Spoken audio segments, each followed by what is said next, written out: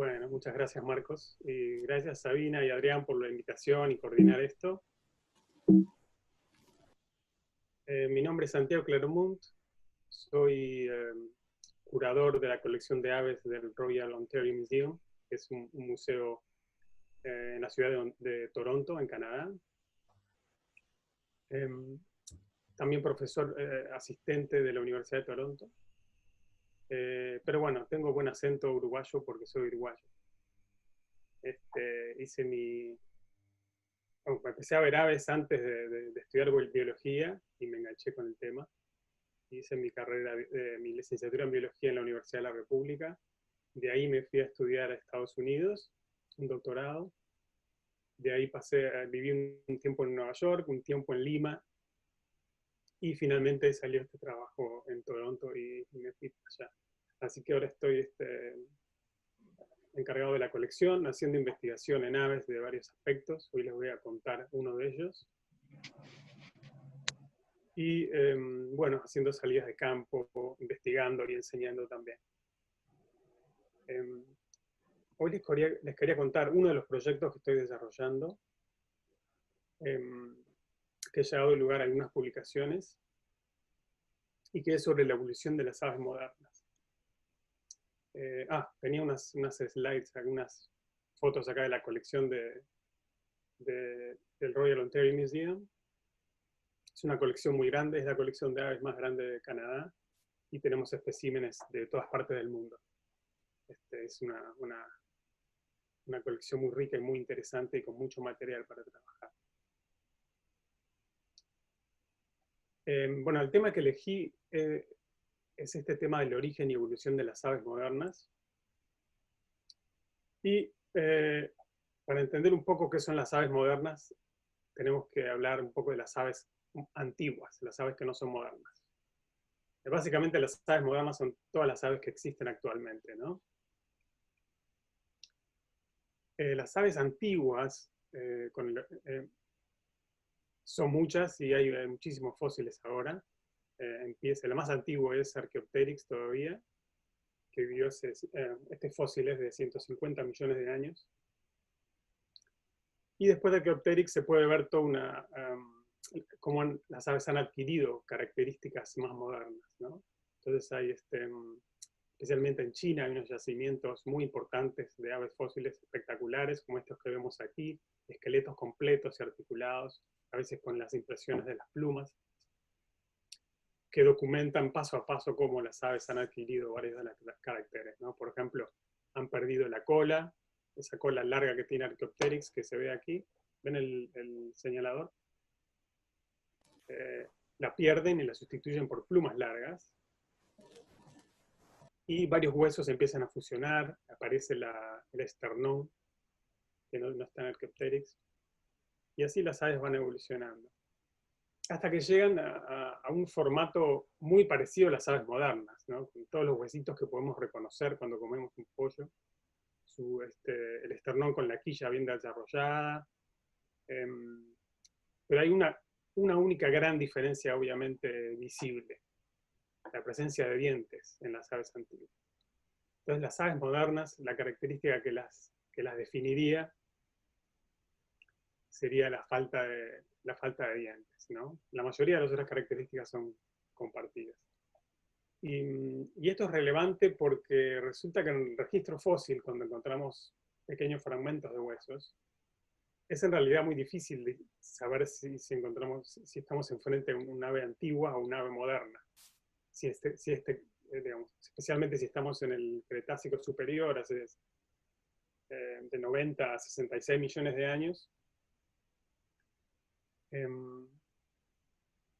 no es trivial distinguir un ave antigua de una ave moderna. Y esto es importante por lo siguiente. Acá vemos en este esquema, tenemos la serie de tiempo, desde el pasado hasta el presente, el periodo Cretácico, el Paleógeno, y acá la división entre el Cretácico y el Paleógeno, en esta línea roja, que coincide con la extinción de los dinosaurios y las aves antiguas. Cuando cayó el meteorito, produjo este debacle mundial y se extinguieron muchos grupos importantes. Entonces, todas las aves antiguas se extinguen ahí.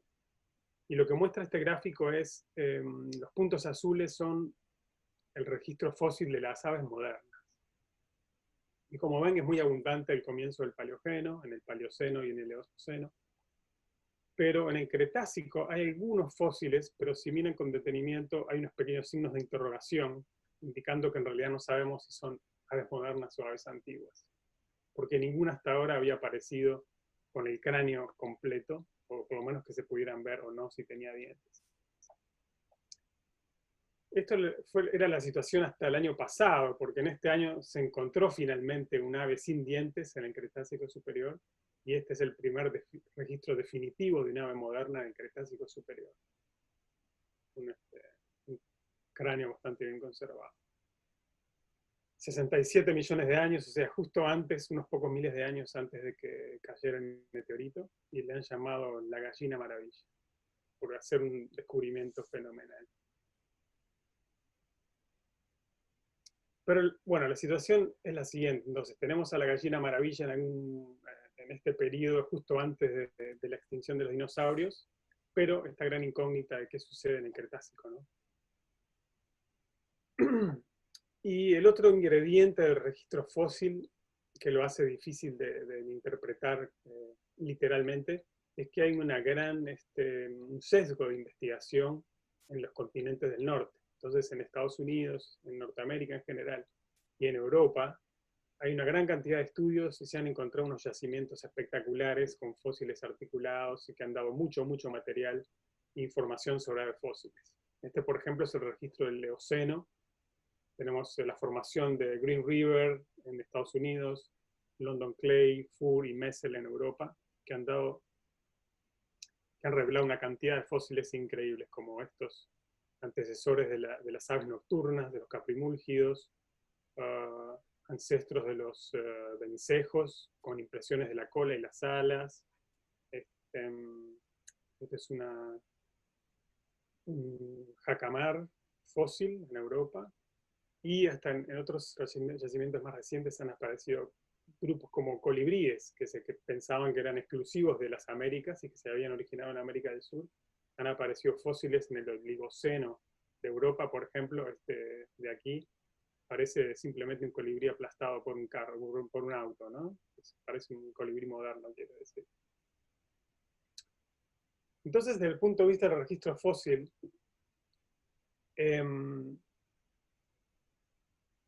dado todas esas características, se han elaborado algunas ideas de cómo han evolucionado las aves modernas, y en particular el paleontólogo Alan Feduccia ha propuesto en varios artículos lo que él ha llamado el Big Bang de las aves del terciario.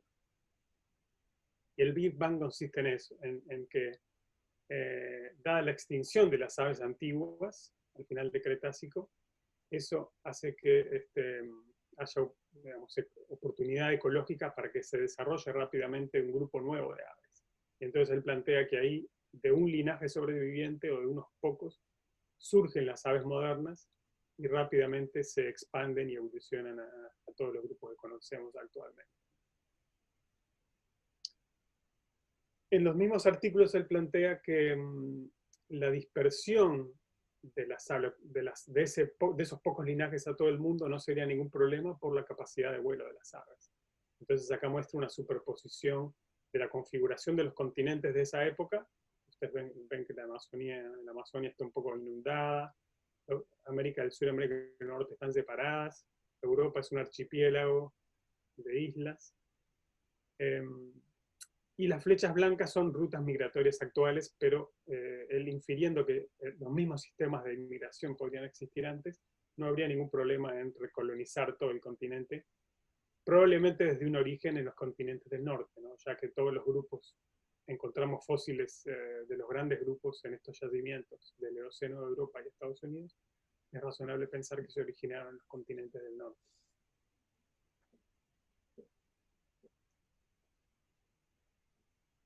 Pues bien, después de hacer mi doctorado, estuve trabajando por una beca postdoctoral en el American Museum of Natural History en Nueva York. Y ahí trabajé en colaboración con Joel Craycraft, el curador de la colección. y él tenía una base de datos de secuencias de todas las aves y estaba interesado en hacer estudiar la evolución de las aves modernas utilizando árboles filogenéticos. Ahora voy a explicar. Y entonces lo que les voy a contar hoy es el resultado de esa investigación que hemos hecho en conjunto y ya la hemos publicado en el 2015 en la revista Science Advances, es de acceso libre, así que si les queda más curiosidad sobre algunos detalles, puede venir el artículo y bajarlo. Entonces, la idea es, el registro fósil es lo que es y no lo podemos cambiar. Pero la idea fue tomar otra perspectiva, y es una perspectiva basada en árboles de relaciones filogenéticas. Estos árboles son análogos a las genealogías, ¿no? Dentro de familias y poblaciones podemos hacer genealogías marcando las relaciones entre las distintas personas. Las filogenias son similares, pero son las relaciones entre las distintas especies. Entonces, toma la forma de un árbol, ¿no? Esto fue, digamos, desde el origen de la teoría evolutiva de Darwin. Darwin plantea la idea de los ancestros comunes y que las especies derivan unas de otras y forman estas genealogías con forma de árbol. Y eso les llamamos filogenias o árboles filogenéticos. Acá es un poco la nomenclatura que usamos. La especie A y B aquí decimos que son especies hermanas porque son las más estrechamente relacionadas. Estas son las ramas del árbol, hay ramas terminales, ramas basales o raíces, y los nodos, estos nódulos donde salen las distintas ramas, son los ancestros comunes más recientes de los descendientes, ¿no? Y son eventos de especiación, cuando un linaje se transforma en dos linajes. Entonces, en realidad, un árbol filogenético, que es un simple esquema, puede llegar a contener mucha información, y mucha información relevante para lo que es el proceso evolutivo. Entonces, ahora, en las últimas décadas, se han desarrollado muchos métodos para usar estos árboles filogenéticos para estudiar el proceso evolutivo. Y eso fue lo que nos planteamos hacer nosotros con Yodo, aplicado al origen y evolución de las aves modernas. Pues bien, para obtener un árbol filogenético, actualmente necesitamos análisis de ADN. Se puede hacer también con morfología, pero la cantidad de datos que proporcionan las secuencias de ADN y los datos genéticos es incomparable. Entonces, esto es los pasos básicos. Extraemos un poco de ADN de un trozo de tejido congelado, de un espécimen, de un banco de tejidos de un museo o de una universidad. Y ahí tenemos tecnologías de secuenciación de varios tipos. Actualmente hay unas tecnologías que se llaman de próxima generación, que pueden secuenciar genomas enteros en poco tiempo. Y depende de la cantidad de datos, puede ser más fácil o más complicado organizar esos datos para que sean analizables. Entonces terminamos con una tabla de datos donde tenemos especies y la secuencia genética de cada especie, ¿no? Acá tenemos una corta secuencia de 10 pares de bases con el código genético, pero obviamente en la realidad utilizamos secuencias de miles de pares de bases, o cientos de miles actualmente. Y con esa información de similitud y diferencias y un modelo de cómo evolucionan esos datos genéticos, podemos inferir o armar nuestro diagrama de relaciones filogenéticas. Entonces, quería mostrarles un poco también cómo ha avanzado este campo de estudio en los últimos años, y hemos podido revelar algunos secretos de quién está relacionado con quién en el mundo de las aves, ¿no? Hablando de los grandes grupos. Entonces, voy a mencionar solo algunos grupos, no va a ser muy detallado, pero quería mostrarles algunas cosas a veces curiosas. Entonces, este es el árbol de las aves modernas. Acá tenemos la lista de todos los órdenes y cómo están relacionados entre sí. En este caso, basado en datos principalmente a escala genómica, ¿no? Se han secuenciado el genoma completo de cada uno, de un representante de cada uno de estos órdenes, y con esos datos se ha hecho un árbol filogenético.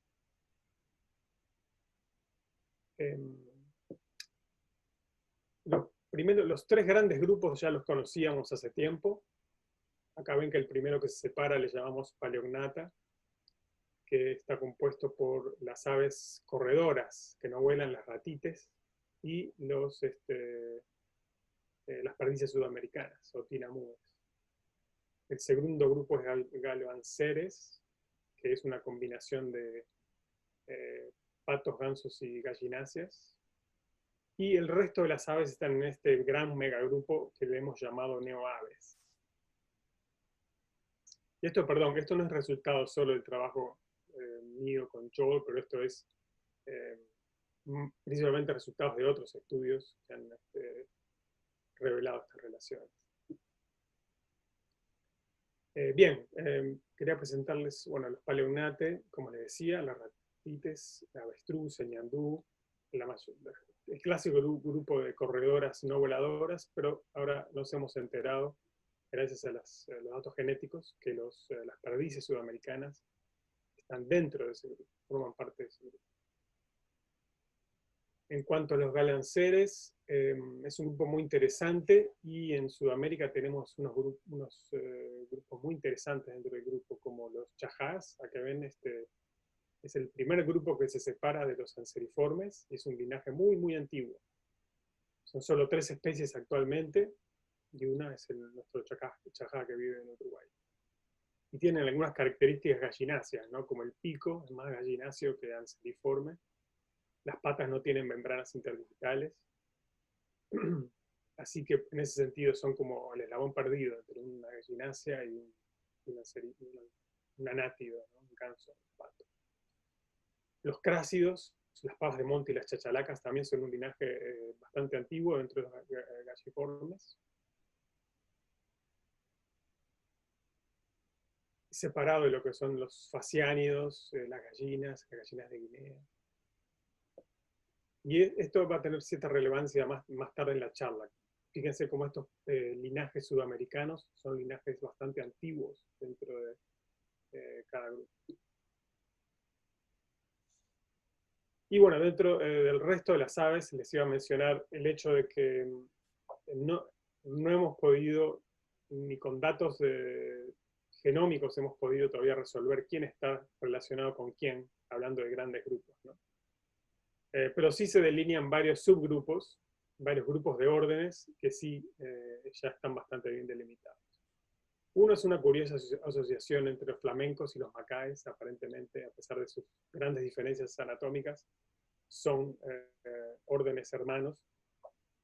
Interesante. Entre las aves nocturnas se han revelado una sorpresa, que resulta que los colibríes y los vencejos son parte de esta radiación, de esta evolución de aves nocturnas. Y las relaciones son tales que sugieren que los ancestros de vencejos y colibríes era un ave nocturna.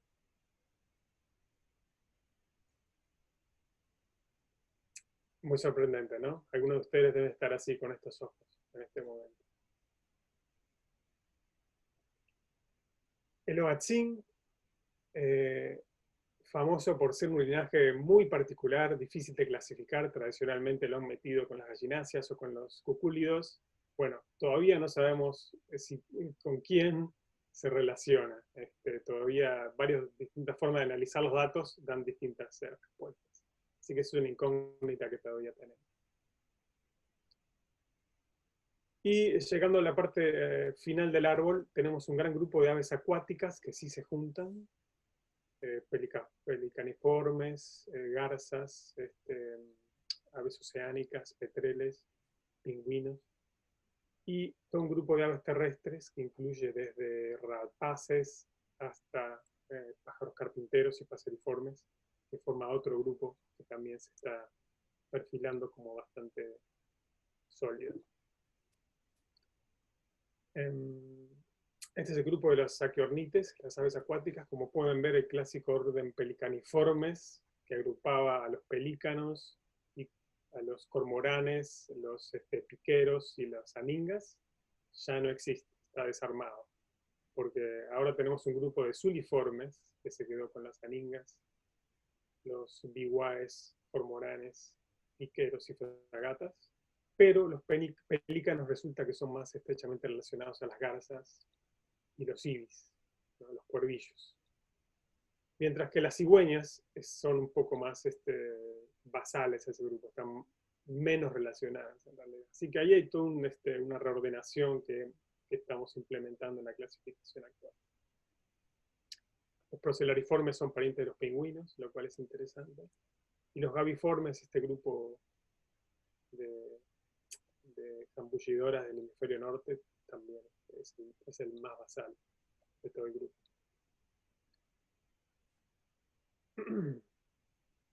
Como les decía, en los Pterurabis tenemos a los accipitriformes, que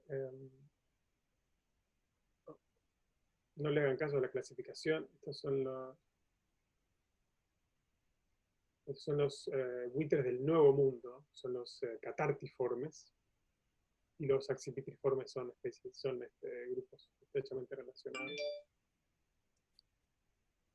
Después tenemos las lechuzas y todo un grupo de pequeños pájaros insectívoros que no son pájaros, ¿no? Como los pájaros carpinteros, los trogones,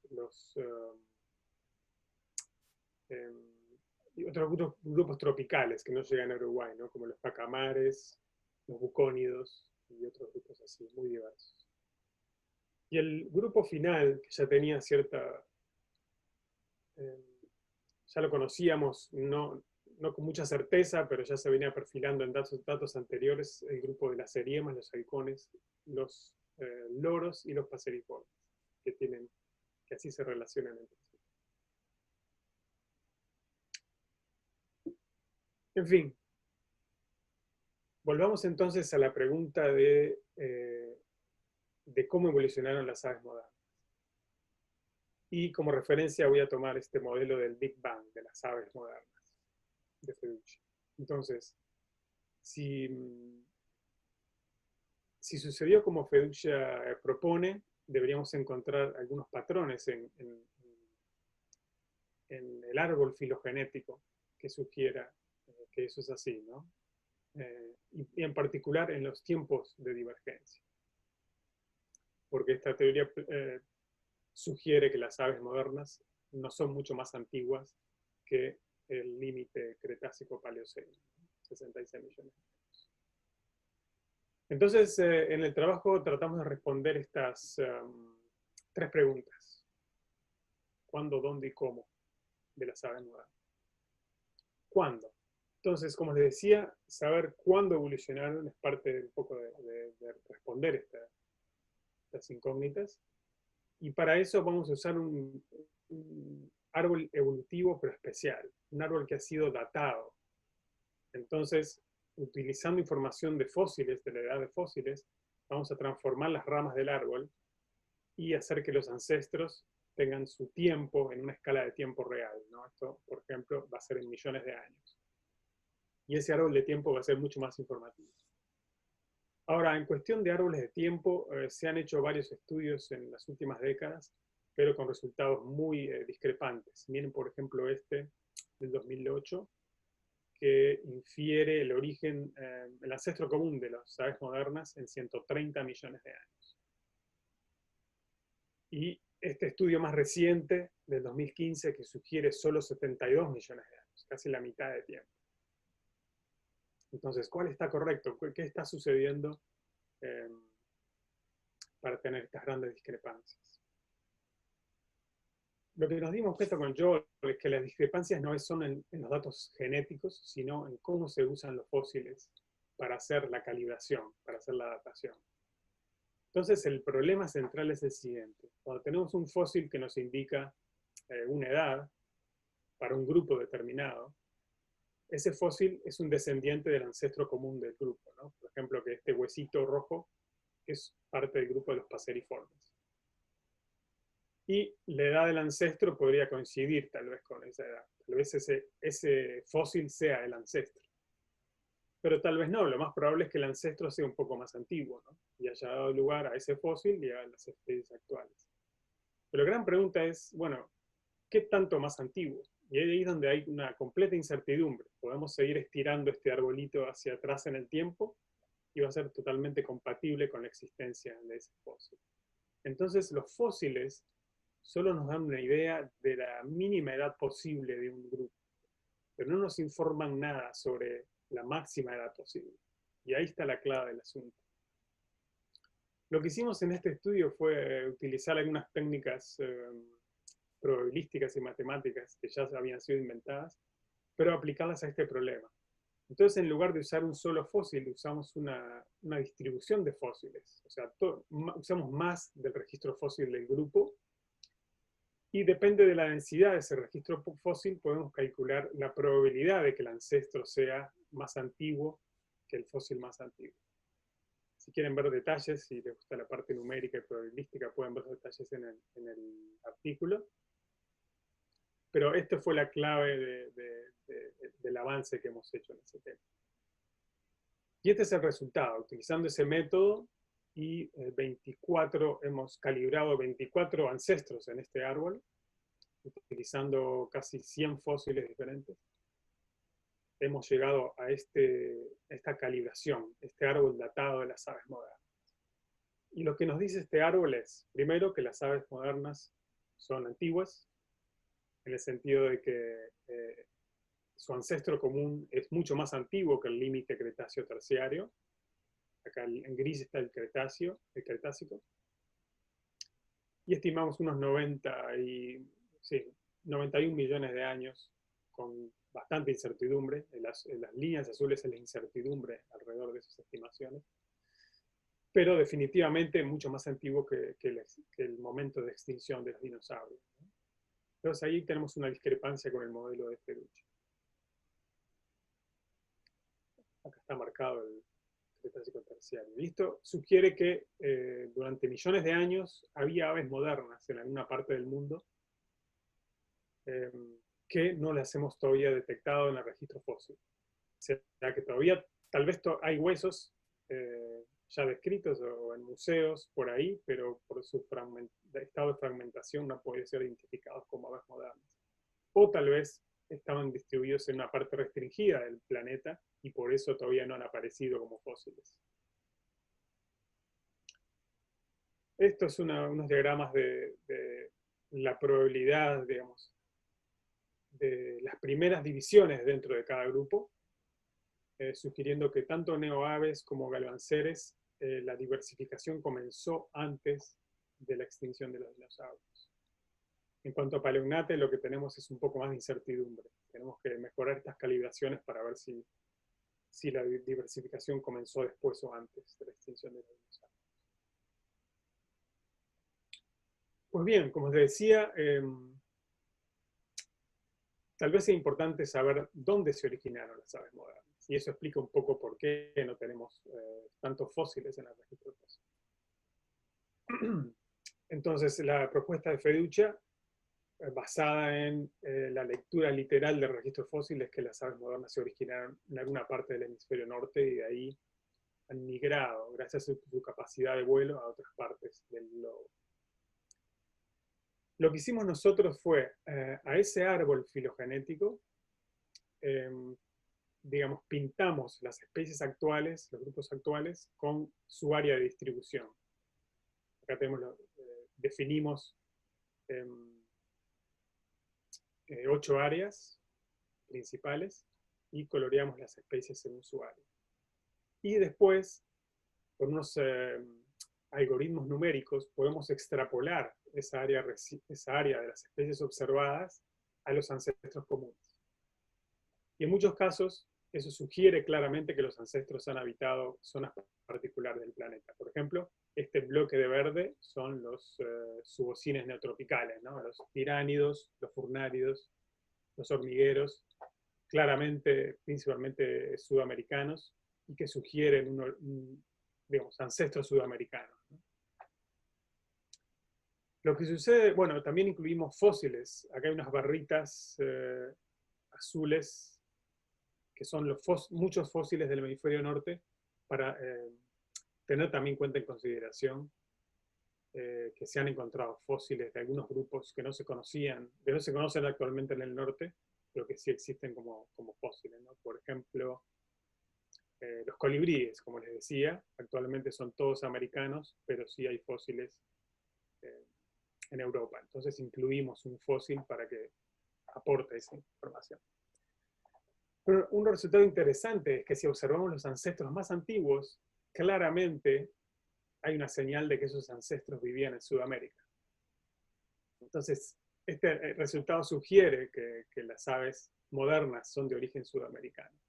Lo cual es interesante y coincide con esa observación de que muchos linajes antiguos, como los chajás o las pavas de monte, son linajes exclusivamente sudamericanos. Entonces, la palabra final la tendrán los fósiles.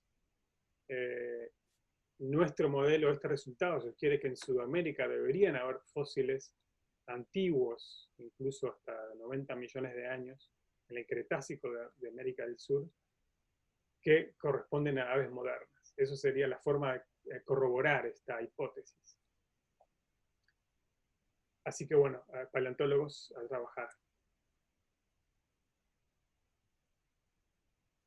Y el siguiente ingrediente es, bueno, pero ¿cómo se dispersaron entonces otras partes del mundo? Si se originaron en Sudamérica, y en esa época del Cretácico, Sudamérica ya se había separado de los otros continentes, por ejemplo, ya se había distanciado de África, y ella estaba aislada de América del Norte, no existía el Istmo de Panamá.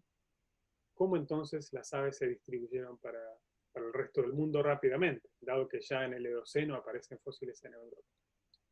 Y ese fue un trabajo principalmente de Joe, que tiene bueno, mucho conocimiento de la parte de la historia geológica del planeta.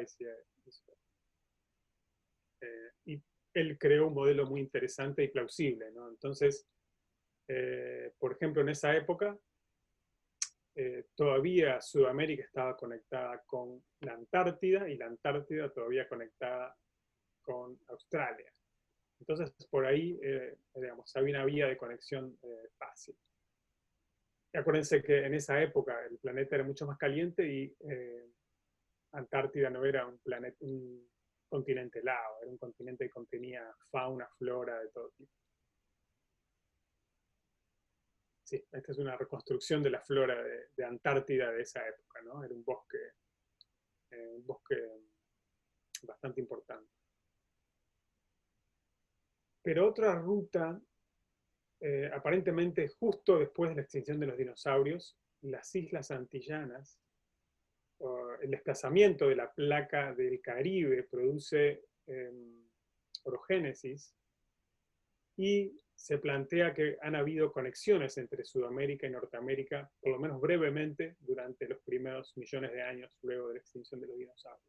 Y esto puede haber permitido que varios grupos sudamericanos hayan colonizado Norteamérica y de ahí la conexión con otros continentes es relativamente más fácil, ¿no? Porque hay conexiones con Europa y conexiones con Asia por el estrecho de Bering. Y esto está representado aquí, ¿no? Pensamos que hace 60 millones de años ya las aves modernas pueden haberse distribuido fácilmente por todo el planeta. Hace 30 millones de años ya otra vez Sudamérica está aislada de todos los continentes, ya se separó de Antártida, ya se separó de Norteamérica. Pero aparecen otras oportunidades de dispersión, por ejemplo, a través de islas, probablemente, los paseriformes, los ocines, el grupo de paseriformes más diversos, han colonizado Asia y de ahí se han distribuido el resto de los continentes. Así que, en definitiva, pensamos que tenemos un modelo plausible de cómo, teniendo un origen sudamericano, las aves han podido conquistar el resto del mundo, no haciendo vuelos de larga distancia, sino siguiendo puentes intercontinentales que han surgido aquí y allá a lo largo del tiempo. Y la pregunta final, ¿cómo? Bueno, puede tener miles de respuestas, depende de que uno se ponga a estudiar, ¿no? Pero lo que nos concentramos inicialmente es en el sentido de cómo fue la dinámica de especiación, qué tan rápida fue esa radiación de las aves, cuántos linajes se producían eh, en función del tiempo. Y esto porque, bueno, para testar esta idea que después de la extinción de los dinosaurios y las aves antiguas, hubo una radiación adaptativa, una rápida proliferación de linajes de las aves modernas. Entonces, eso también podemos hacerlo utilizando estos árboles datados, porque cada linaje representan ancestros que existieron, ¿no? Y cada división, cada bifurcación representa la formación de dos linajes a partir de uno, o sea, un evento de especiación. Entonces, utilizando estos árboles podemos estimar las tasas de diversificación. Y eso es lo que hicimos en este estudio. Dividimos el tiempo en bloques y para cada bloque estimamos una tasa de especiación.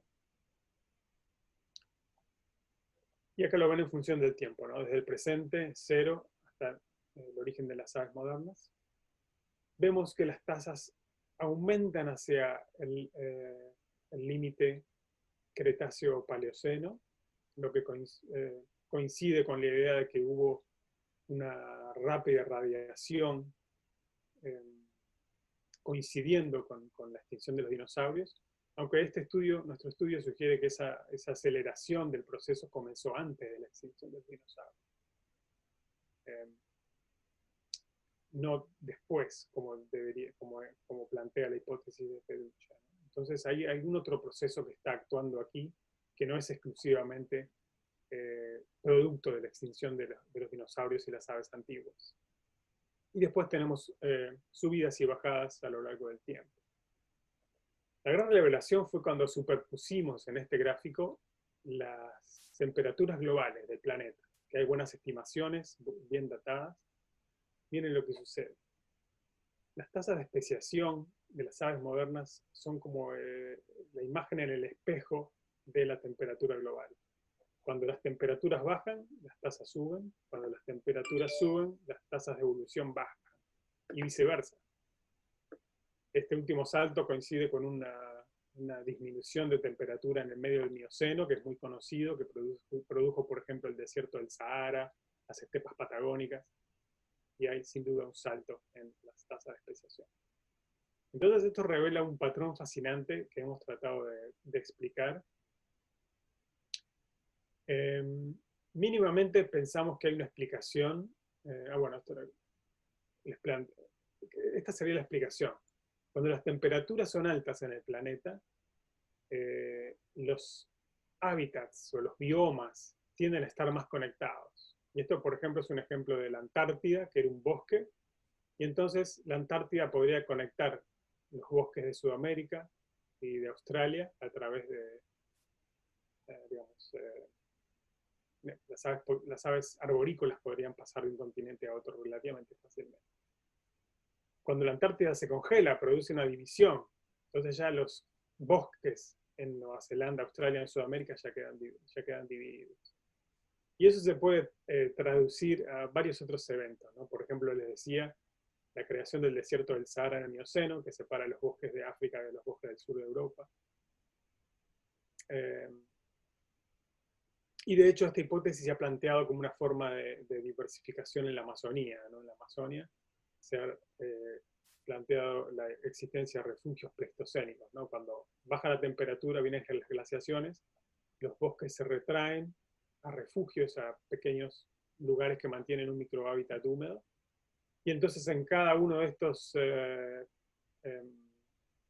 sitios aislados, independientemente puede evolucionar una especie nueva. También es la paleontóloga Elizabeth Berba también lo ha planteado en su hipótesis del hábitat, ¿no? Que con los enfriamientos producen fragmentación del hábitat, y la fragmentación produce extinción, pero también produce especiación, formación de especies nuevas. Entonces hay mecanismos plausibles que